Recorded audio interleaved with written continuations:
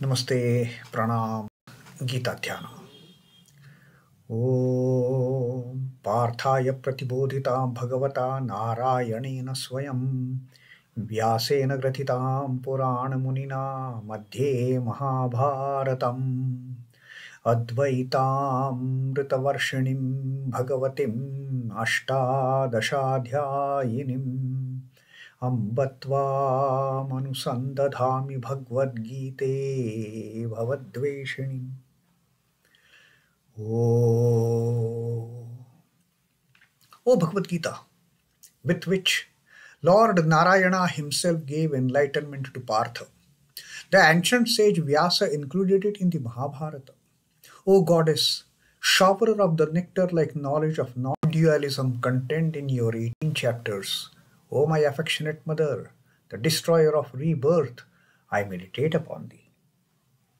Krishna Vandana. Vasudeva Sutam Devam Kansachanura Mardanam Devaki Paramanandam Krishnam Vande Jagadgurum. Son of Vasudeva, the slayer of Kansa and Chanur, extreme delight for Mother Devaki, O Lord Krishna, the supreme teacher of the universe, my salutations to you. Srimad Bhagavad Gita, 18th Adhyay, the Moksha Sannyasa Yoga. And Sri Krishna is teaching us the way towards moksha, the way towards liberation through sannyasa, through tyaga. And Sri Krishna says he has already taught us that simply running away from the karma is not tyaga. Simply, I am not going to do this, I am not going to do that. That is not tyaga. Tyaga, in fact, is doing the karma that has come to our lot. Whatever has come to my lot, whether I like it or I don't like it, whether I consider myself to be an expert to do that job, or I don't consider myself to be an expert to do that job. No, all these kind of doubts in mind.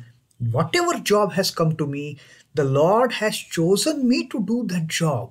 With that thought, with that understanding, with that realization, accept the job at hand and do that job, do that work absolutely wholeheartedly in the most sincere manner, in most dedication, with most dedication, do that work. Don't give up the work, Sri Krishna says. But what is to be given? The given up aspect is the attachment to that work. Given up aspect is not hankering after the fruit of that task that I am going to do, what I am going to do after performing this work. No thoughts about what I am going to get in return. Just do it as an instrument in the hands of God. It is God's work. You have no right to seek any fruits out of that. Whatever fruits are there, Sri Krishna, the Lord will give. Sri Krishna has told us. And Sri Krishna says, for every work that you do, you will have the evil fruits, you will have the good fruits, and you will have the mix of both good and evil fruits. So these fruits, the moment you shed the body, at the end of this avatar, for that matter, at the end of this birth, these fruits of actions, they get added to your account, and that determines the merits and demerits that are in your book of accounts, that are in your balance sheet. So Sri Krishna says, whether you like it or not, it is not that you are not hankering after fruit, that means fruits won't come to you. That is not the case. Every action has to have a fruit, has the fruit attached to it. Only thing is, the real tyagis, they don't seek that fruit. Those fruits will automatically come. If it is evil fruit, if it is evil deed, evil fruit will come. If it is a wonderful, pious, holy and good for all deed, the good fruit will come. And if it is mixed with doing good to someone with the selfish motive, that kind of the Raja Yogi karma, then that fruit of action will also be mixed. There will be some good, there will be some bad. We have to accept it. So Sri Krishna says that these three fruits, they will come to you while after your death, because you can never remain without work. Even if you physically sit idle, you will be doing some work. If you are not involved in any physical activity, just sitting idle, still your mind will be working a lot. Maybe you are just thinking about the betterment of your society, just sending those positive vibes, doing nothing. Maybe you are thinking ill or evil or wretched of some of the people that don't go along with your ideas. Though those who are not friendly with you, you may sit there too. Don't bring any physical harm, but in your mind you will keep on. Oh, that fellow should get this kind of a problem. Even that mental activity that will bring the fruit. You cannot avoid it, and therefore Sri Krishna says that anishtam ishtam mishram cha trividham karmanaha phalam. The fruits of karmana, the phalam of the karmana is of three types. Trividham, that is anishtam, it is evil. Ishtam, excellent, very good, conducive to your spiritual growth, to your forward path towards liberation. Ishtam. And mishram, it can also be a mix of good and bad, a mix of evil and very pious, because the work might have been performed in that manner with that intention. So Sri Krishna says every work has these three fruits attached to it. And bhavatya tyaginam pretya natu sannyasinam kvachit. Now these fruits, they come to the doers of the work, but these fruits of work, they never get added to the book of accounts in case of true sannyasis, in case of true tyagis who have renounced the fruit of action, because they already say, this is not mine, Baba, oh Lord, that is yours.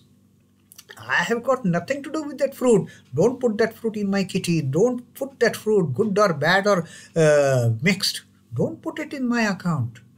My slate is clean. I have no merits. I have no demerits. I am beyond the merits and demerits. I don't want to come back again. I want the nirvana. I want the moksha. I want the liberation. That is what the true sannyasi aims at. And that is where the true sannyasi ultimately progresses on that spiritual path. The true aspirant progresses towards that moksha, towards that nirvana. Because none of the fruits, they are added to his book of accounts. Now, having told this, now Sri Krishna is going to tell us about you. Do you think you are doing the karma? No, you are not doing the karma. There are some agencies, there are some causes, there are some factors which really are doing the karma. Now, Sri Krishna is telling this to Arjuna with the intention that Arjuna has told, I am not going to wage war. And therefore, all this grand teaching of Sri Krishna from the second adhyaya, Samkhya Yoga onwards, to Arjuna, that better pick up that bow and arrow and fight the wretched cousins of yours who have brought such calamity to the kingdom of Hastinapur, to this earth itself. They are so wretched, they are so evil that they are bringing a downfall of the social fabric, in fact. So Sri Krishna's effort is to put this in Arjuna's mind, that you have to fight. That is your karma, that is your dharma. And here again Sri Krishna says, do you think you are going to kill your cousins and all that, your grandsire, your gurus? You are not doing any work. There are 5 factors involved whenever a person does any work. Now, which are those components of karma? That Sri Krishna is explaining here in this 13th shloka that we are going to read. pañchaitāni mahā-bāho kāraṇāni nibodha me sānkhye kṛitānte proktāni siddhaye sarva-karmaṇām. Sri Krishna is telling mahā-bāho, Arjuna, the mighty warrior, the mighty armed, who has to ultimately pick up his gandiv, who has to ultimately pick up the bow and arrows and start fighting this, waging this war of Mahabharata against his evil cousins and the army of the Kauravas. So to mahā-bāho now Sri Krishna is telling that pañchaitāni kāraṇāni nibodha me. Nibodha me means I am telling you, listen from me, learn from me. Nibodha me. Nibodha is learn. Learn from me, O Arjuna, O mahā-bāho, the 5 kāraṇāni, the 5 causes, the 5 factors which make a person do some work. Is it that person doing the work? No. The 5 factors involved, they are performing the work. Because of those factors, had those 5 factors not been there, there would have been no work at all.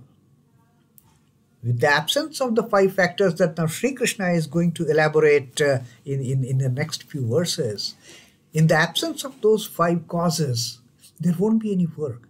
There will be a stage of akarma, which of course is the stage of Atman. But with these 5 factors, karma gets into effect.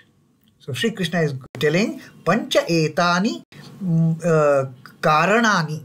There are 5 causes, 5 factors. Learn from me. Nibodha me, O mahā-bāho. Learn from me these 5 factors, which are they? I will tell you about it. And about this particular thing, Sri Krishna says, sānkhye kṛitānte proktāni. Even the Samkhya philosophy, says that this is the end of all action finally once you come to know about these 5 causes, about these 5 factors.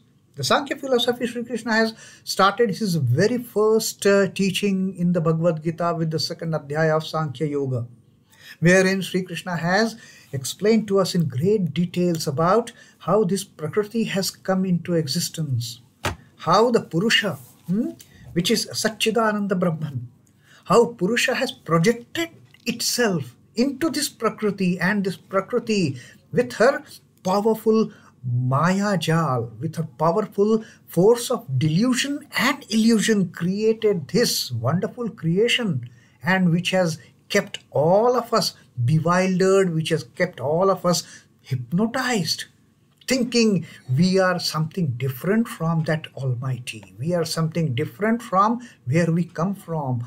I'm so and so. Now this I am so and so entity, for that matter, that individuality is so temporary. It is so fragile that it comes into existence with the birth of the body, with the birth of a being, and it just evaporates. It just destroys that individuality the moment that body is shed by that Jivatman. And we think we are so and so. Shri Krishna says all this thing, this is what the propounders of Sankhya philosophy had taught to us. They have understood the reality.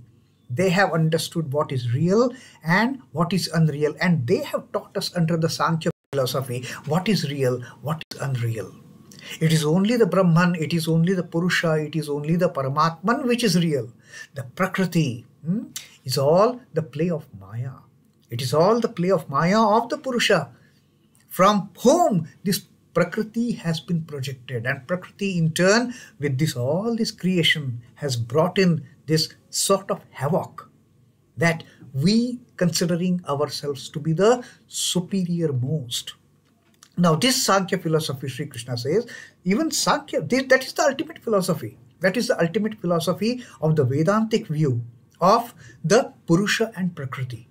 That is what Sankhya philosophy basically aims at. Among the 6 schools of typical traditional Indian schools of philosophy, like Nyaya, Vaisheshika, Yoga, these are all the different streams of philosophy. But it is the Sankhya philosophy which is predominantly the Vedantic philosophy, which has brought into this explanation, which has brought into this the realization of what is real and what is unreal.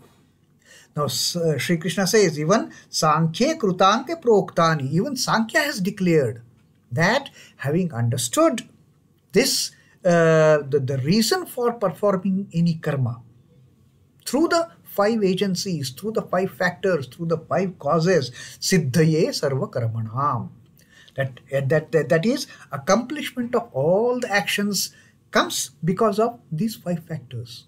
Siddhaye, these 5 factors, siddhaye sarva-karmaṇām. Now, what those 5 factors are, Sri Krishna will tell us subsequently. Learn from me, O mighty armed, these 5 factors in accomplishment of all the actions, as taught in Samkhya, which is the end of all actions. Now, Sri Krishna says here, Samkhya categorically tells us it is through action we proceed towards inaction. It is not by giving up work. It is not by giving up work we get into the stage of akarma. No. But doing the work, doing and understanding how we do the work, and doing and understanding how all the works are done, that brings us to a stage where from then onwards there is no karma to be performed by that being, by that Jivatman. That is the last stage on this journey, on this journey that we have taken.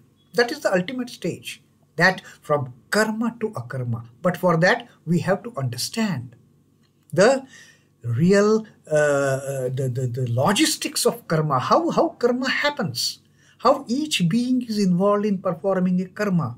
Once we understand that, once we understand how all the karmas are being done, then we reach a stage. Then we reach a stage where it is an end of the action. No more action then for. No more doing any work.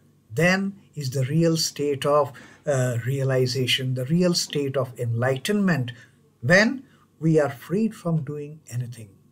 Like the example Sri Ramakrishna always used to give of the mother giving birth to a child. Once the child is born, mother is no more involved in any of the household activities.